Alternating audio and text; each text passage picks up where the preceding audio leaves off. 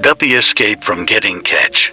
There is an area in Mandeville that has a lot of dirt and stone graves. When someone needed to build somewhere, they had to call a popular funeral home to catch the Duppy them haunting the land. An older lady came to the community and bought a piece of land, which was a burial spot that had only for graves. The funeral home people came, and she cooked white rice and curry chicken. When she shared food and was calling the spirits, you can hear spike heels and big boots coming. She caught 3 out of the 4 of the Duppy den. The last Duppy was a woman. She came for food, and when she realized that his catch she ran. Her spike heels could be heard, running away very fast. Before nobody could hear anything else, she turned into a raven and flew to a distant.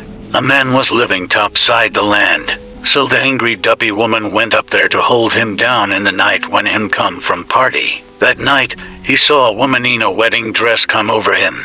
Follow Jamaican True Stories. Him head and him genitals starts well big. He took out his ratchet and stab after her.